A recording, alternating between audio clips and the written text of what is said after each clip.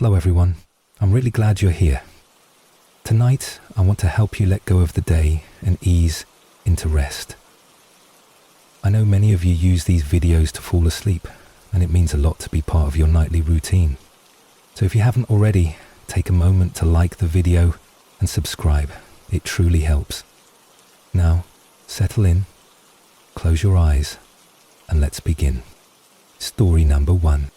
It all began on a quiet Sunday evening, the kind where everything outside seems still, like the world has taken a deep breath and paused. I had just moved into a new house on the outskirts of town, far enough from the city lights that the stars spilled across the sky like shattered glass.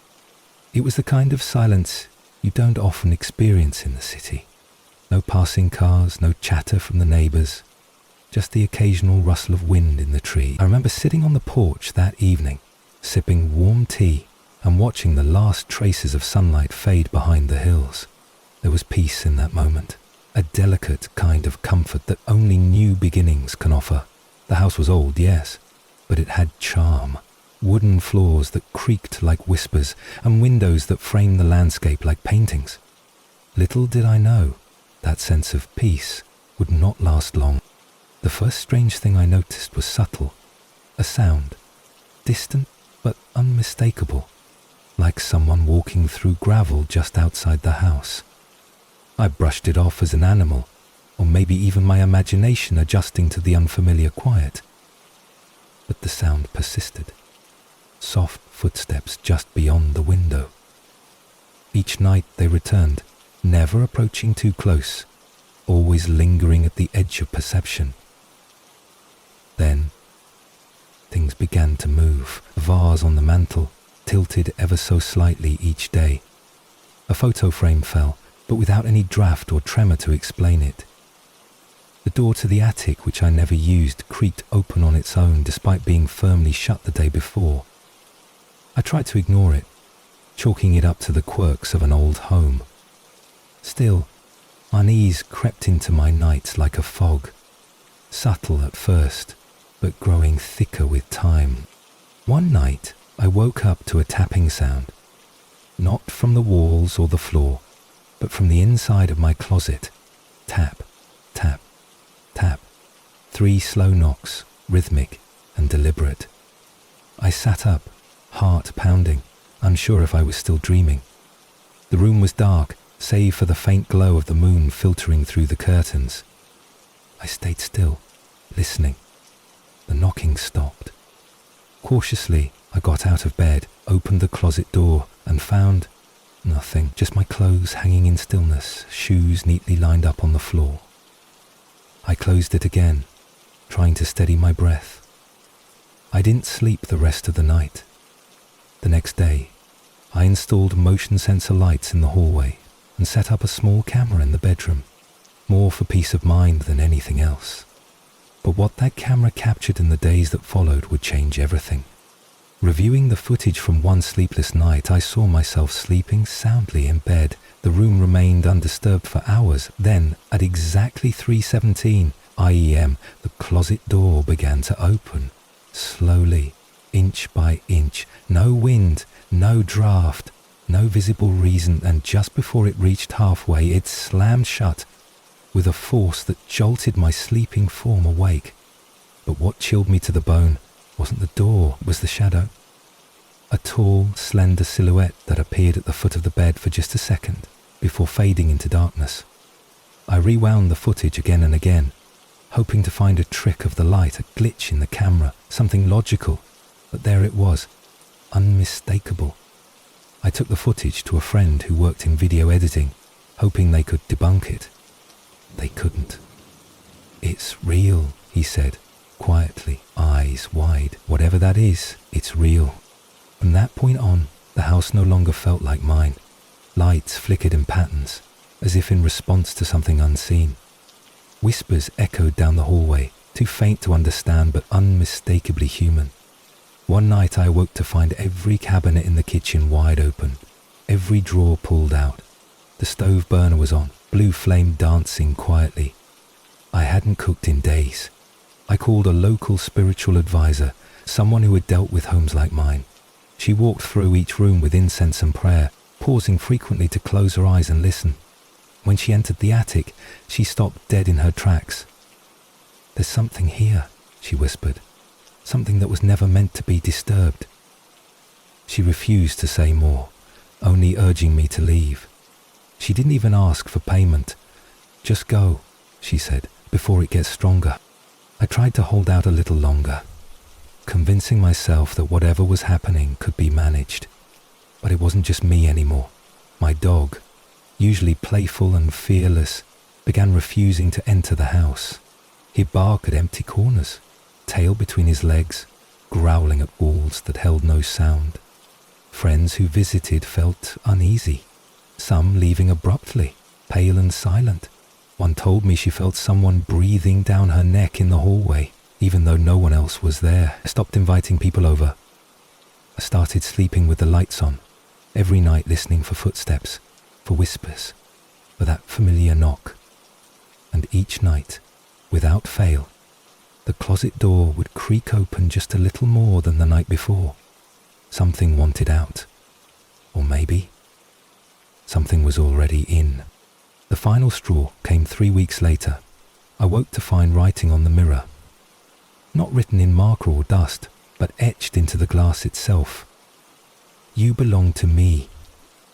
The words sent a shiver so deep I couldn't move for several minutes. I packed a bag that very morning, left the house, and never looked back. I didn't sell it. I couldn't bear the thought of someone else living through what I had. It still stands there, empty, growing older, its windows staring blankly like tired eyes. I drive past it sometimes, from a distance, watching the curtains sway even when the windows are shut. I wonder if it's waiting, watching, choosing. They say some places hold energy, that walls absorb the emotions of those who lived within them. If that's true, then that house is soaked in fear. It thrived on isolation, on darkness, on silence. It twisted peace into paranoia and made comfort feel like a trap. And even now, in the safety of a new home, with warmth and laughter filling each room, I still wake up at 3:17 a.m. sometimes, heart racing, eyes fixed on the closet door. Even when it's not there, I check the mirrors before I look into them. I leave the lights on longer than I need to. Because some stories don't stay behind. Some houses follow you, not with footsteps, but with memories, and with the lingering feeling that you were never truly alone. And so, as I sit here sharing this, I don't expect you to believe it. I wouldn't have believed it myself if I hadn't lived it. But I hope, just for a moment, you can understand how thin the veil is between what we know and what we fear. Sometimes that veil is just a shadow's width away. And if you ever find yourself in a new place, with old creaking floors and doors that open by themselves, take heed. Some houses don't want to be lived in. They want to live through you. And when the whisper comes at night, don't answer. Don't speak. Just listen. And leave. Story 2. It happened during the summer when I was staying with my grandparents in their rural farmhouse. The house was surrounded by thick woods, and the nearest neighbour lived over a mile away. It was the kind of isolation that felt charming during the day and oppressive at night. My grandparents were warm, old-fashioned people who had lived in the house for decades. They'd raised their children there and never once considered leaving. I was 15, restless, and used to the constant buzz of the city. So spending 3 weeks in what felt like the middle of nowhere wasn't exactly my idea of fun. Still, I tried to make the best of it, spending time reading on the porch, exploring the edges of the woods and listening to my grandfather's stories about growing up without electricity or cell phones. It all seemed quaint and distant, like stepping back into a different era. One evening, I wandered deeper into the woods than usual, following a deer path that twisted between the trees like a winding ribbon. I remembered the way the light filtered through the leaves, warm and golden, casting dancing shadows on the ground. I didn't realize how far I'd gone until the sky started to dim and the air cooled. I turned around and began making my way back, but nothing looked familiar. Every tree began to look the same, and the path that seemed so clear was now a mess of overgrowth and silence. My chest tightened with panic as I realized I was lost. I walked faster, then ran, brushing away branches and leaves until I stumbled into a small clearing. In the middle of it stood an old abandoned shack. Its roof was caved in and the windows were clouded with grime. Something about it felt... I didn't want to go inside, but night was falling and I was alone in unfamiliar woods. Hoping for a better view to orient myself, I stepped inside. The floor creaked underfoot and the air was heavy with dust and something else, something metallic and foul. There was furniture inside, but it had long since collapsed into splinters and rot. In the far corner, a bundle of blankets sat motionless. At first I thought it was just debris. Then it shifted. I froze, watching the bundle slowly lift as if someone or something was breathing beneath it. I backed away carefully, heart pounding in my ears. A voice came from under the blankets, raspy and low. "You found it," it said. "I've been waiting." I bolted out of the shack and didn't stop running until the house came into view, my grandparents on the porch shouting my name. They wrapped me in a blanket and gave me hot tea, but I didn't say much that night. I didn't know how to explain what I'd seen. My grandmother said I must have found the old hunter's cabin, abandoned since the 60s. She claimed there were stories, but she had never paid them much mind. My grandfather, on the other hand, grew very quiet. Some places, he said, ain't meant to be found. The next day he took me into town and bought a map, marking safe paths and warning me not to wander again. But that night, as I lay in bed, I heard whispering at the window. Not the wind, not branches brushing against the glass. Words. My name, again and again. "You found it. You found it. You found it." I didn't sleep that night. I just stared at the ceiling, trembling in the dark. Over the next few days, I couldn't shake the feeling of being watched. Even in broad daylight, I'd feel a presence just at the edge of my vision. My grandmother told me it was nerves. My grandfather avoided the topic entirely, but I noticed things. Footprints in the dirt outside my window that didn't match anyone's shoes in the house. Scratches on the porch railing that hadn't been there before. On the 7th night, I woke to find a small object on my pillow. An old, rusted key. I didn't tell anyone. I just put it in my drawer and tried to forget about it. But part of me knew it belonged to the shack, and that whatever was inside had found a way to reach me. My dreams became strange, filled with trees that bled and voices that called from under the ground. I began to dread sleep. One afternoon, while my grandparents were at the market, I found myself walking back toward the woods. I didn't remember deciding to go. My feet just took me there, as if pulled by some invisible thread. The forest seemed different this time, quieter, heavier, like it was holding its breath. I reached the clearing again, though I didn't know how. The shack looked even more decayed than before, but the door was open. The inside was darker than it should have been, as if the light didn't dare enter. I stood there for a long time, clutching the rusted key in my pocket. Something was waiting for me. I could feel it. But I turned away, forcing myself to walk back. Each step away felt like moving through thick water. But I kept going, muttering prayers I barely remembered. That night, the key vanished from my drawer. The final week of my stay passed with a strange stillness. No more whispers, no more footprints, just an eerie calm, like whatever was out there had lost interest. Or maybe it was waiting for something. I left a few days later, saying goodbye to my grandparents and the house I would never visit again. On the drive back to the city, I stared at the trees blurring past the window, wondering if they were watching me leave. Part of me was relieved. Part of me felt like I had escaped something that didn't want to be found. But deep down, I knew I hadn't escaped at all. That shack was still there, the whisper was still echoing, and I had heard my name spoken in a voice that didn't belong to any living thing. Years have passed since that summer. I don't go into the woods anymore. I don't hike. I don't camp. And I don't explore. I keep my windows shut at night, and I always check the locks. Twice. Sometimes, when I'm falling asleep, I still hear the whisper, faint, like a memory. You found it. I don't respond. I don't move. 'Cause I know now that some places aren't abandoned. Some places are patient.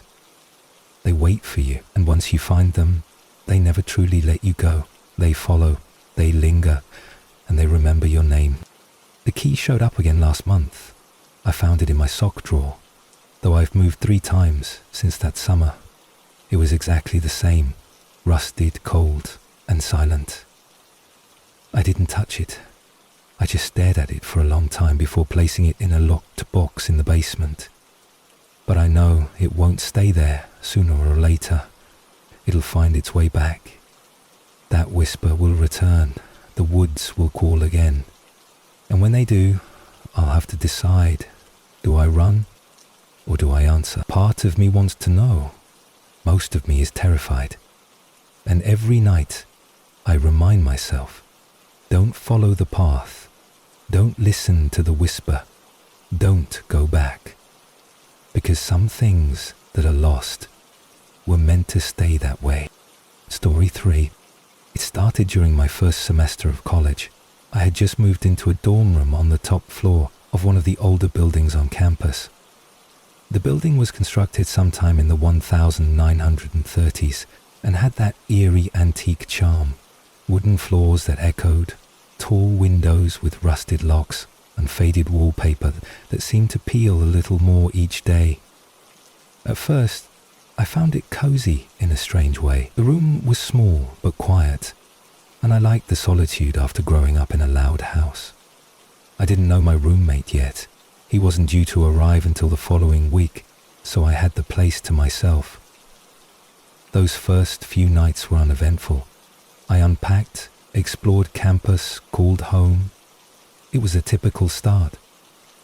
But then, small things began to happen. Not terrifying at first, just odd enough to notice. One evening, I came back from the library to find the desk chair turned toward the window. I was certain I had left it tucked neatly under the desk, but maybe I was just tired. I moved it back, didn't think much of it. The next day it happened again, and the next. No matter what I did, the chair always ended up facing the window by the time I returned. I started locking the door when I left, thinking maybe a prankster on the floor was getting a kick out of it, but even then the chair would shift. I tested myself, took photos before I left to compare when I came back. It was always moved. I laughed it off with friends and pretended it didn't bother me, but it did. There was something unsettling about the chair, watching the window, as if someone or something was looking out, waiting. I didn't sleep well in that room. There was a heaviness in the air at night, as if something unseen was always pressing in, watching. Sometimes I'd wake up in the early hours to the sound of footsteps overhead, slow, deliberate. But I was on the top floor. There shouldn't have been anyone above me. I asked around, but no one else had heard them. Then the dreams started, vivid and strange. I'd find myself walking through endless hallways that twisted and narrowed the farther I went. Sometimes I'd reach a door at the end, and just before opening it, I'd wake up in a cold sweat. Other times, I'd dream of someone standing at the window, just a shadowed figure staring out into the dark.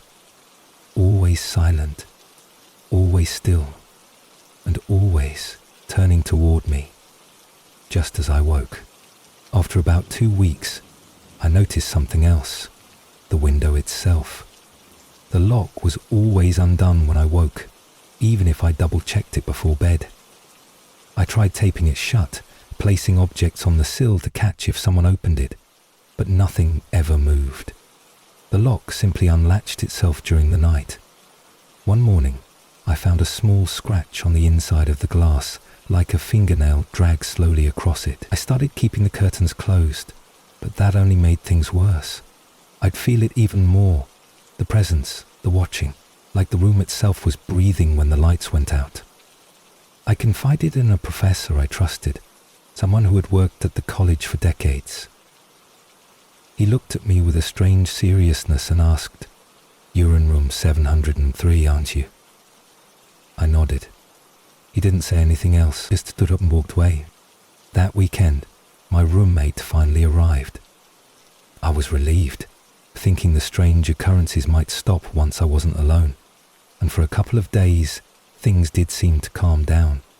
The chair stayed put. The window remained locked. I began to wonder if it had all been in my head. But then he started to notice things too. He'd wake up in the middle of the night swearing someone had whispered his name. He found the closet door open in the morning, though we always kept it closed. One night he shook me awake, pale and shaking. He said he had seen a figure standing at the foot of his bed, just watching. Not moving, not speaking, just there. We left the room that night and slept in the common area downstairs, too unnerved to return. We went to the campus office the next morning, requesting a room transfer. They hesitated at first.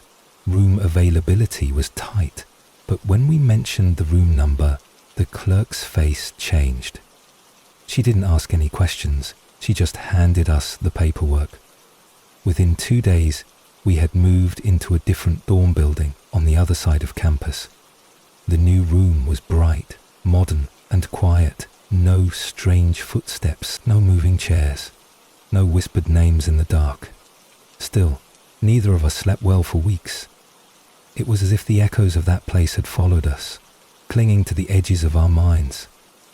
We never spoke of it in detail, never tried to explain, but every so often, we'd catch each other staring out the window. Just a little too long. Curiosity got the better of me a few months later. I went back to the building with a friend who worked on the student maintenance crew. He let me in after hours. Room 703 was empty again, cleaned out, lights off, window slightly ajar. They stepped inside, half expecting the same heaviness to return. But it was quiet. Still. I walked to the window and looked out. Nothing but the dark campus below. Then I turned and noticed something strange. A pattern scratched faintly into the far wall, like someone had carved it with care over many years. It wasn't random. It looked like tally marks. Hundreds of them, all aligned, all carved, just above where the desk had once sat.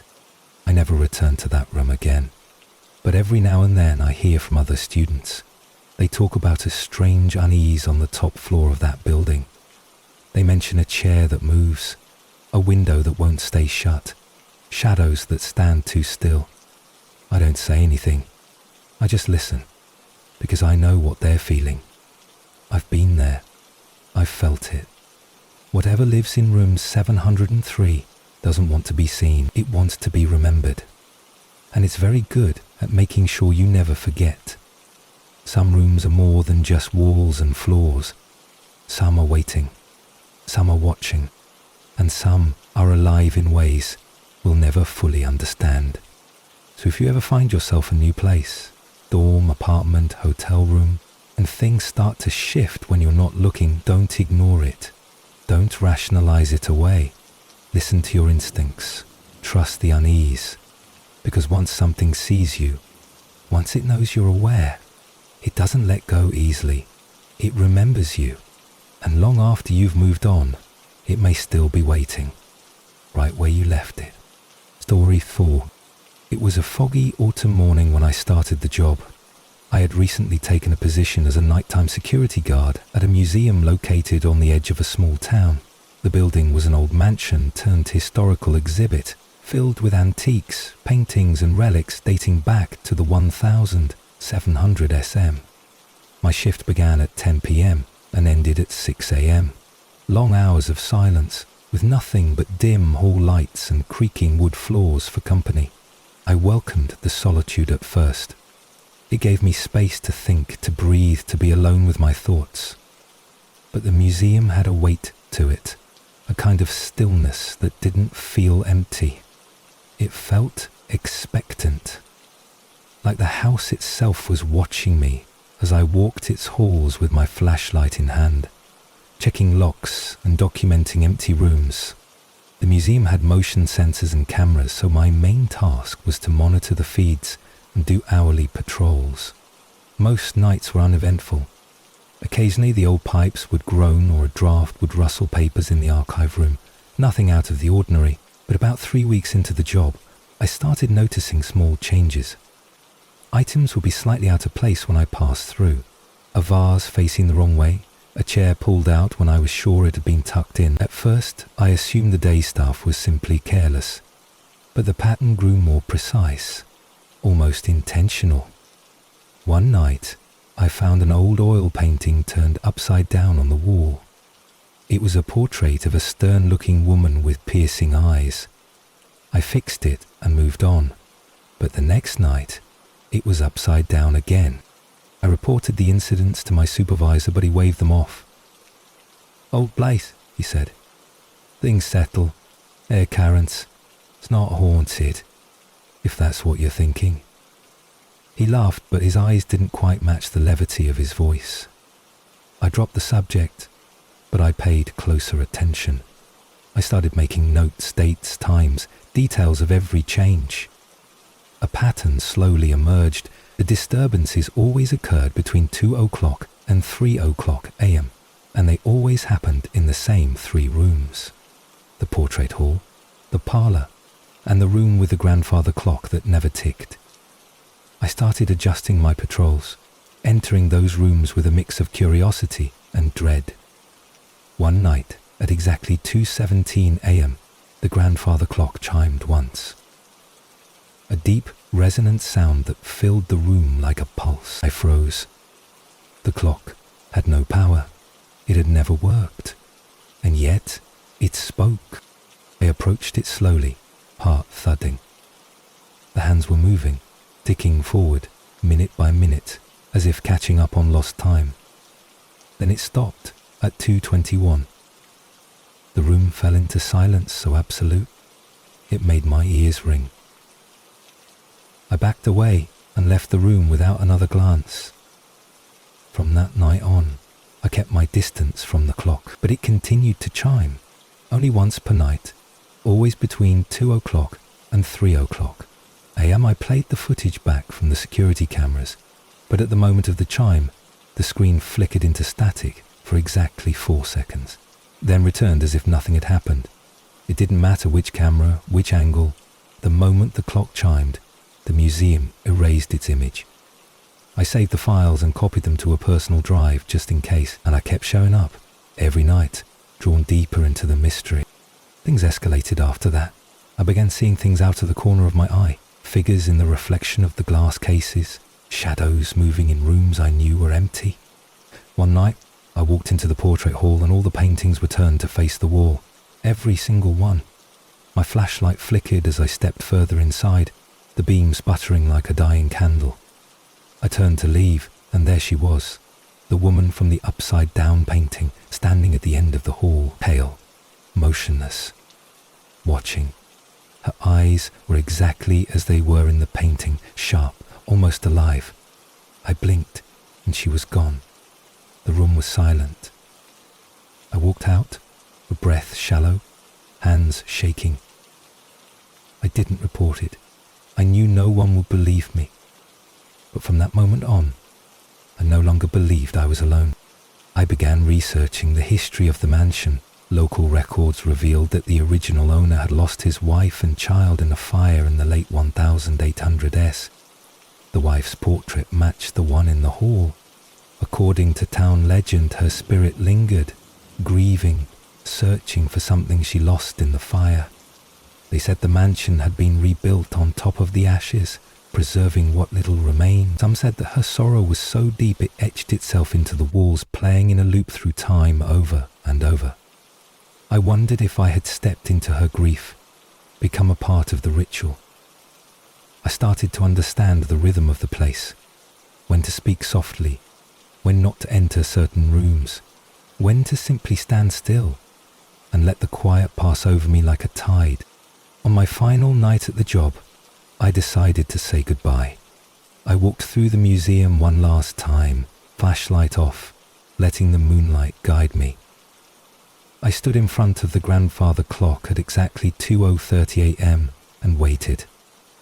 It chimed once, a sound so deep it seemed to echo through my bones. And then I spoke. "I hope you find peace," I whispered. "I hope someone remembers your name." A cold breeze swept through the room, and for a moment the silence felt like an exhale. I turned to leave, but not before looking at the painting one last time. The woman's face seemed softer somehow, less angry, more tired, like she had finally heard what she needed. I left the job the next morning and never returned. I heard the museum eventually shut down for renovations, but part of me doubts they'll change much. You can't renovate a memory. You can't strip away sorrow soaked into wood. I still think about that place, about the woman in the painting, about the clock that knew the hour of her pain, and I wonder if she still walks the halls, if she still waits by the window, if she still listens for footsteps in the night. Maybe she just wanted to be seen, to be acknowledged, to be mourned, and maybe in some quiet way, I gave her that. Or maybe she gave me something, a glimpse beyond the veil, a story I'll never forget. So now, when I walk past old buildings, I take a moment to look at them a little longer, to listen, because every place holds stories, echoes, pieces of lives that never fully left, and sometimes all they need is someone to notice, someone to remember, someone to walk through the dark without fear and say, "I see you, I hear you, you are not forgotten." That's all some spirits ever wanted. That's all some of them still need. Story 5. I was 17 when it happened. My parents had gone out of town for the weekend, leaving me in charge of the house. It wasn't the first time they'd done so, and I was used to being alone.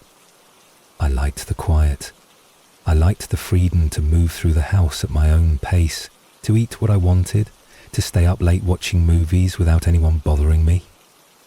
It was a small 2-story home at the edge of a wooded neighborhood, peaceful and private, the kind of place where nothing really happens. That night I stayed up watching an old horror movie, laughing at the cheap effects and predictable jumps. When it ended, I turned off the TV, locked the doors, and climbed upstairs to bed. Everything was still, just the occasional rustle of wind in the trees outside. I fell asleep easily, unaware that something was already watching. I woke up around 2:30 a.m. to a soft noise, something like a thud. Not loud, but definite. I lay still in the dark, listening. Then came another noise, like a footstep on the carpeted floor just outside my door. I sat up, heart racing, trying to convince myself it was nothing. Maybe the house settling, maybe my imagination. But then the doorknob turned.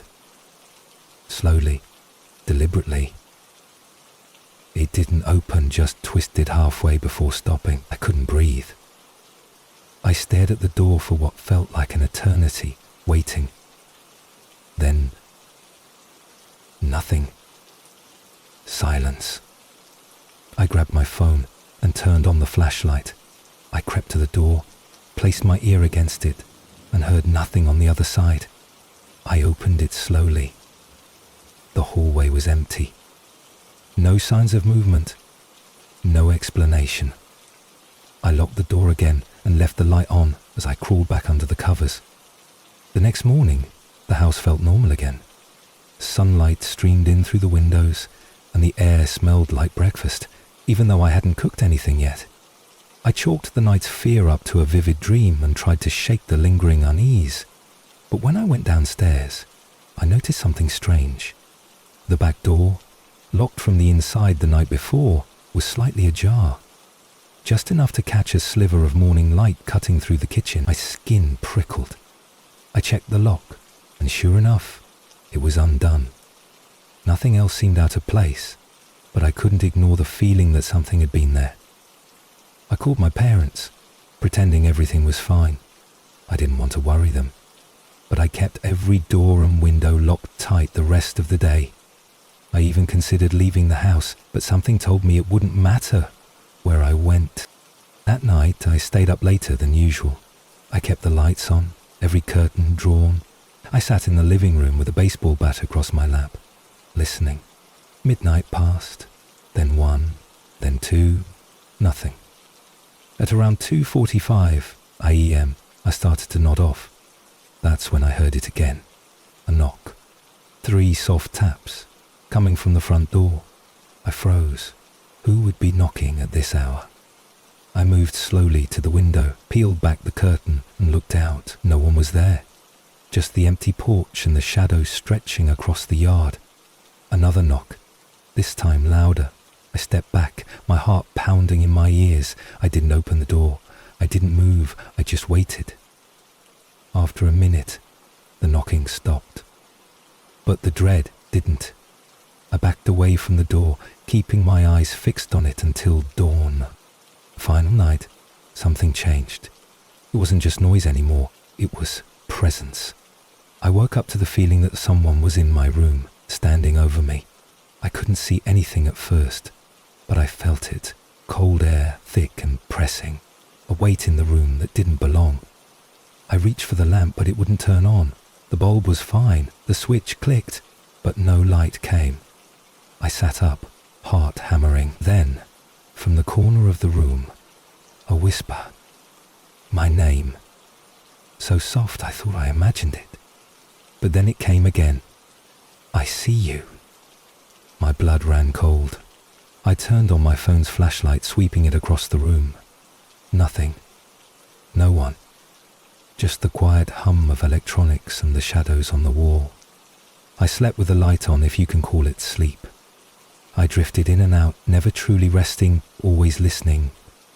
Morning brought relief, but only just. I packed a bag and left the house, staying with a friend until my parents returned. I didn't tell them everything, just that I'd been scared by some noises. They smiled, told me I was imagining things, that the house creaked and groaned all the time. I nodded, pretending to agree, but I knew what I felt. I knew I wasn't alone those nights. A few weeks later, I found a small object under my bed. An old key, rusted, worn. Nothing in the house had a lock that matched it. I never told anyone about it. I just threw it away and hoped that would be the end of it. But sometimes I still hear the knock. Soft, persistent, as if it's waiting for me to answer, as if it never left. Years have passed, and I live in a different city now, but every now and then, when the night is especially quiet and the shadows stretch a little longer, I get that feeling again, that pressure in the air, that slow creep of dread across my skin. I've installed security cameras, motion lights and reinforced locks, but nothing ever shows up on the footage. Nothing ever triggers the alarms. It's as if whatever it was can slip between the cracks of reality. It doesn't need a door. It doesn't need an invitation. It just needs silence, stillness, darkness. That's where it lives, in the spaces we forget to guard, in the hours we dismiss as dreams. And it waits, always. I've learned to live with it. I keep the lights on when I need to. I never leave doors unlocked. I listen to my instincts, and I never, ever open the door when I hear that knock in the middle of the night, because I know now that once you let it in, it doesn't leave. It attaches to you like smoke. It slips into your life so quietly that by the time you notice, it's already part of you. Some people say fear is just in the mind, but they've never felt it whisper their name in the dark. They've never woken up to find the light won't come on, even though the switch is fine. They've never stood motionless, listening, while something they can't see listens back. So if you're ever alone and hear a knock late at night, don't answer. Don't move. Don't even breathe too loudly. Wait. Let it pass, and remember that you're not crazy. You're not weak. You're just awake to what others choose to ignore. That's what keeps you safe. Awareness. Fear. Boundaries. Honor them. Because once you let them break, it's not just the dark that comes in. It's what's been waiting inside the dark all along. Story 6. I was working the night shift at a 24-hour gas station just off a lonely stretch of highway. It wasn't glamorous, but it paid the bills and gave me a strange kind of peace. Most nights were slow. An occasional trucker, a lost tourist, or someone passing through town. I spent most of my time restocking shelves, wiping down counters, or sipping stale coffee while watching reruns on the tiny break room TV. The station sat surrounded by darkness, miles from the nearest town, with nothing but fields and trees in every direction. There was something comforting about the isolation at first. It felt like the world had forgotten this place, and in turn, I was free from the world. But things began to change one night, when a customer came in just past 3 a.m., a time when nothing good ever happens. The man was tall, dressed in a long coat that looked soaked from the foggy air outside. His face was pale, thin and sharp as though he hadn't slept in days. He didn't speak at first, just walked the aisles slowly, dragging his fingers across the shelves. I greeted him out of habit, but he didn't respond. He didn't even look up. Something about him felt off, like he wasn't quite present. After several minutes, he approached the counter with a single item, a disposable camera. No one had bought one in years. I rang it up, and he finally looked me in the eyes. His gaze was cold and empty, as if he was seeing something far beyond me. "They only show up at night," he said. I froze, unsure of how to respond. Then, without another word, he took the camera and walked out into the fog. I stood there in silence, the receipt still in my hand. When I stepped outside to watch him leave, he was gone.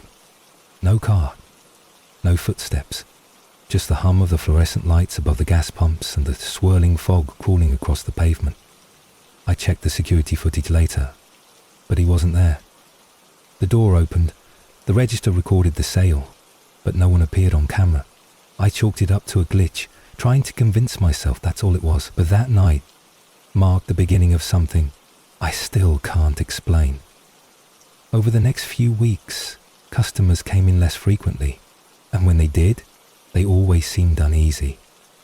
One woman refused to use the bathroom, saying she heard someone whispering inside.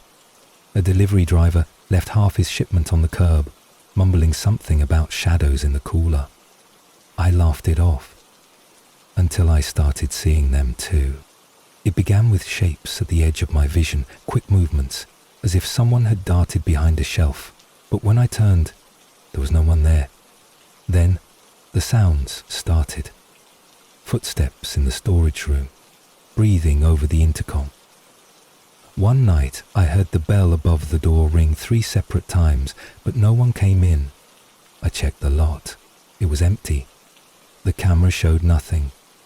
That same night, I found the disposable the one the strange man had bought. It was used now, the film fully wound. There was no record of it being returned. I shouldn't have developed it, but I did. The photos showed empty aisles, the gas station lit by the humming overhead lights.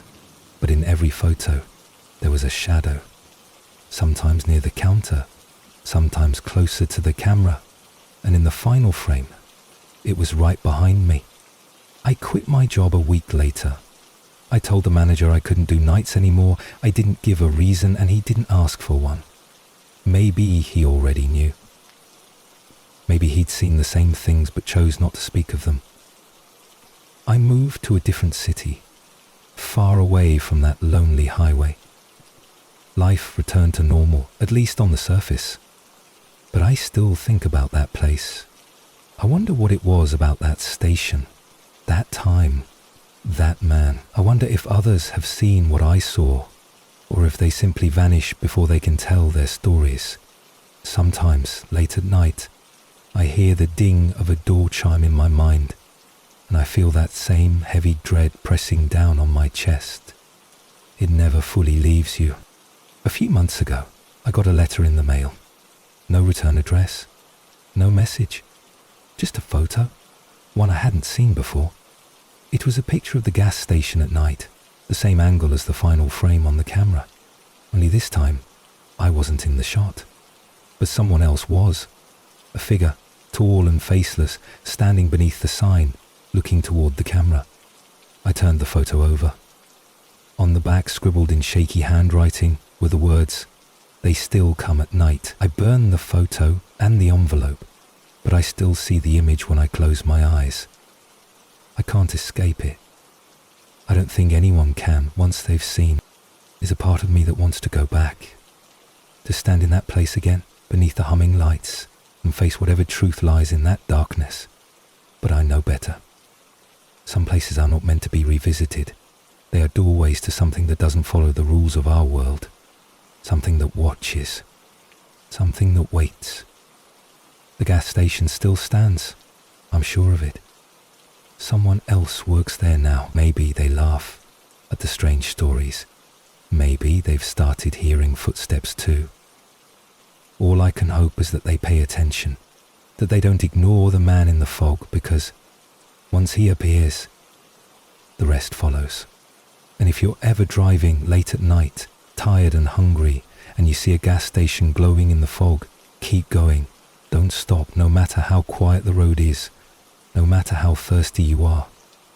There are other places to rest, other stops to make, but not that one, not there. It waits for those who let their guard down, who think the night is just a time like any other. But night is different.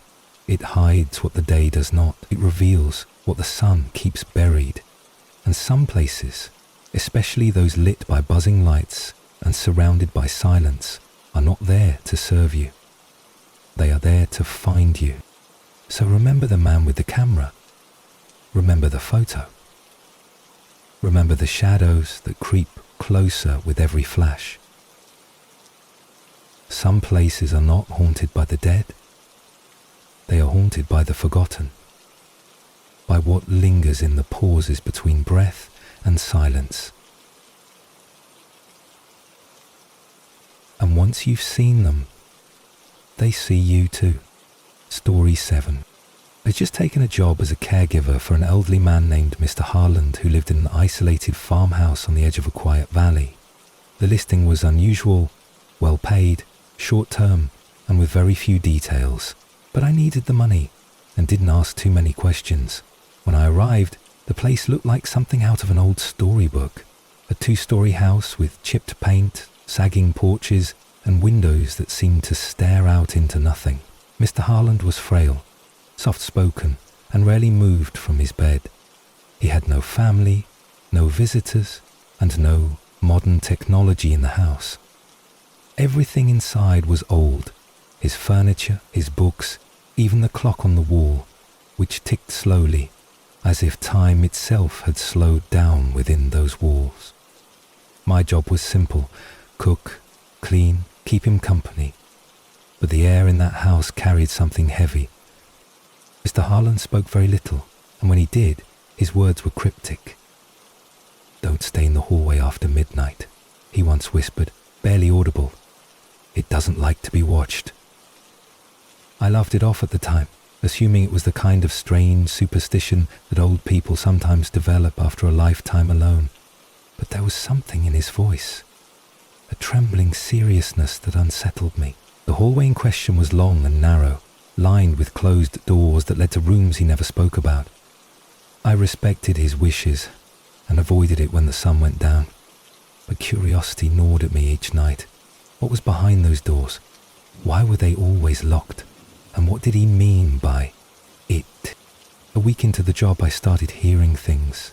Soft creaks, distant whispers, the unmistakable sensation of movement behind those doors.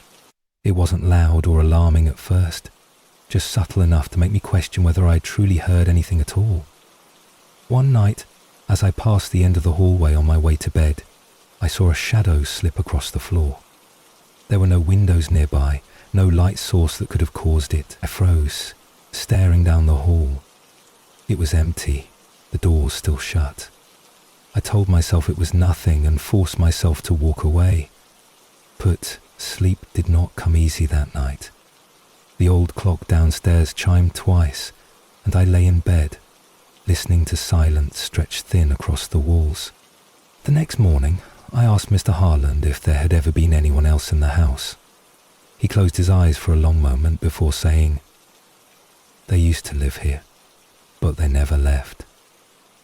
I wanted to press him for more, but something about the way he said it, so calmly like it was a fact as ordinary as the weather, stopped me. That evening, the air in the house felt colder, heavier, like something was waiting. I checked the locks on the doors in the hallway. Each one held firm, but I noticed a smell wafting from beneath the door closest to Mr. Harland's room. Old wood, dust, and something else. Something wet, something like decay. I nearly opened it, but his words echoed in my head. Don't stay in the hallway after midnight. I started keeping a journal. I wrote down every sound, every flicker of movement, every shadow that didn't feel like it belonged. I documented the exact times when the creaks began and when they stopped. A pattern formed.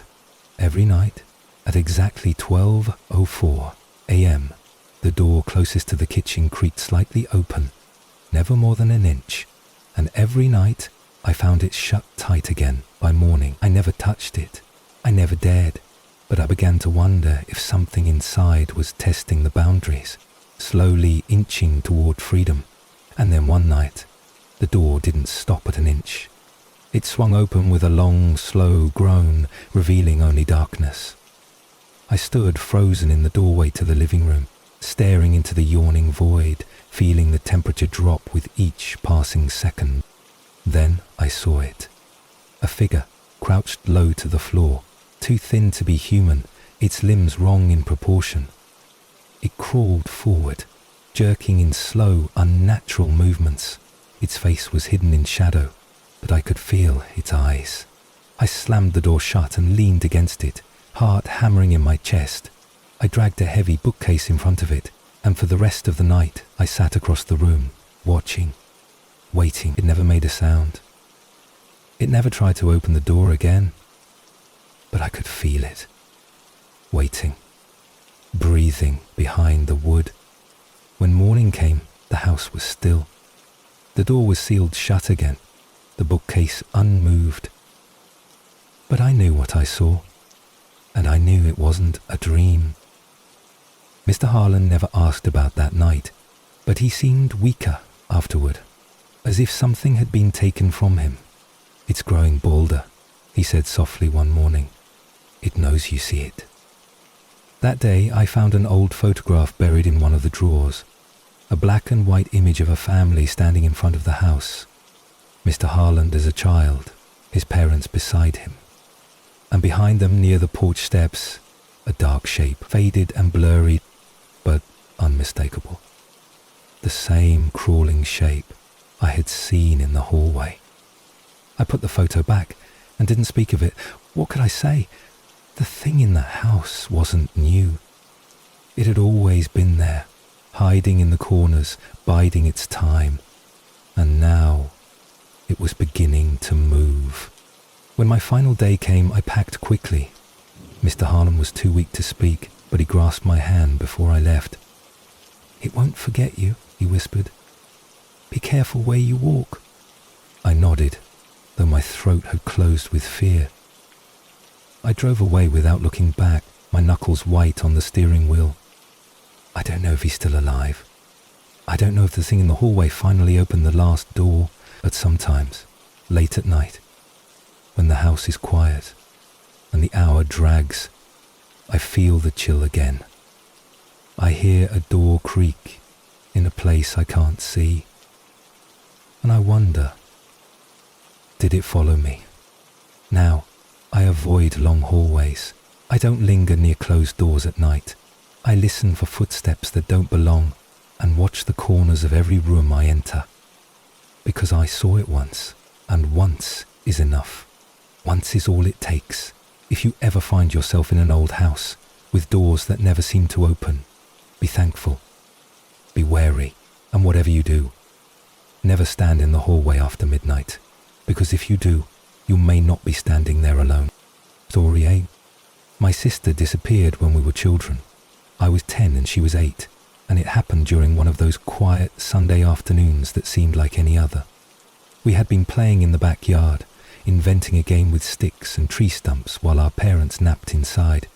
The sun hung low, golden and warm, and the air smelled like cut grass and honeysuckle. She wandered just a little too far into the woods behind our house, chasing after a butterfly, laughing as it danced between the trees. I remember calling her name once, then again louder as her giggles faded into the brush. But she didn't answer. I waited. I ran after her. I searched until it grew dark. And when my parents woke and realized she was gone, the search began in earnest. But they never found her. No trail, no scream, no sound. Just gone. Years passed. My parents grew hollow with grief. The house, once full of music and laughter, turned grey with silence. I never stopped thinking about her. Every dream, every shadow in the hallway, every creak of a floorboard, I hoped it was her. But it never was. Eventually, I grew up and left that place, trying to build a life that wasn't shaped by absence. I became a teacher. I married. We had a daughter, and life started to soften the old wounds. Still, sometimes I'd see a little girl in the park, with hair like hers or the same crooked smile, and my heart would seize. And then one day, many years later, the phone rang. It was a number I didn't recognize. The voice on the other end was thin, hoarse, and barely a whisper. "You stopped looking," it said. I didn't. I froze. The voice didn't identify itself, didn't ask for anything, just those 4 words. Then silence. I tried to trace the call. Nothing. I reported it to the police, but there was no lead, just static and confusion. That night I couldn't sleep. I kept going over the voice in my head, trying to remember if it sounded like her, older, distant, haunted. But the more I thought about it, the more certain I became it was her, or something that wanted me to believe it was her. The next day, I drove back to the house I grew up in, now abandoned and nearly swallowed by vines and moss. The woods behind it had thickened, darker now, almost unnatural. But something pulled me toward them. I didn't tell anyone. I just walked into the trees, retracing the path we used to play along all those years ago. The forest had changed. The air was colder than it should have been, and the light seemed to dim the deeper I went. There was no birdsong, no wind, just silence that pressed against my ears like water. I walked for what felt like hours, though the sun barely moved. Eventually I came to a clearing I didn't remember. In the center stood a structure, old, wooden, almost like a shed, but wrong in its proportions, too tall, too narrow, with no windows and a single door carved with symbols I didn't recognize. My stomach turned as I stepped closer. The air around it felt heavy, vibrating like a tuning fork. I reached for the handle, and before I could think better of it, I opened the door. Inside was darkness, pure, undiluted black, like ink that swallowed the light. But I stepped in, I don't know why, I just did. The door slammed shut behind me, and I was surrounded by silence, so absolute I could hear my heart beat like a drum. Then I heard her, my sister, crying. a soft, desperate sound that echoed around me. I called out, stumbling through the dark. Her voice moved always just ahead, never close enough to reach. Then I saw her, standing beneath a beam of light that seemed to come from nowhere. She looked the same, 8 years old, her eyes wide, her mouth trembling. "You're here," she said. "I told them you would come." I ran to her, but my arms passed through her like smoke. She began to fade. A voice boomed from the darkness, low and guttural. "A trade," it said. "A name for a name, a life for a life." I understood somehow. She had survived all these years because something else had taken her place, or protected her, or imprisoned her. I was the cost of her freedom. I could let her go, but I would stay. Or I could turn back and she would remain lost forever. I wanted to scream, to cry, to break the rules of whatever pact I had stumbled into. But all I could do was look into her eyes as she shook her head. Gently. "It's okay," she whispered. "You don't have to." She faded completely, and I fell to my knees in the dark, sobbing. When I woke, I was back in the clearing, alone. The structure was gone. I stumbled out of the forest as the sun rose. My phone was dead. My legs ached. I drove home in silence, unsure if any of it had happened. But when I walked through the door, my daughter ran to me, waving a photo she had found in an old box. "Who is this?" she asked. I looked down, and there she was, my sister, older now, standing with a group of people I didn't recognize, in a place I had never seen. On the back, written in faded ink, was her name, and a date from just last year. I sat down, the weight of it all pressing on my chest. I didn't know what it meant. I still don't. But I knew she was alive. Somewhere. Since then, I've received 3 more letters. No return address, no words, just photos. Each time she looks closer, older, stronger, like she's reclaiming her life, piece by piece. I don't know if I made a deal. I don't know if I gave up something I haven't yet noticed. But something changed. The woods behind that old house are gone now, burned in a fire no one could explain. And the structure, the one I found in the clearing, has never shown up on any maps or satellite images. It's as if it existed only in that moment for that choice. And I think about it every day. The voice, the rules, the trade. I wonder what I gave, and what might one day come knocking to collect. But for now, I have peace. My daughter sleeps safely upstairs. The house is warm, and somewhere out there, my sister is free. Or at least, as free as any of us can be after stepping into a place that does not follow our world's design. A place that listens, waits, and remembers who entered its doors.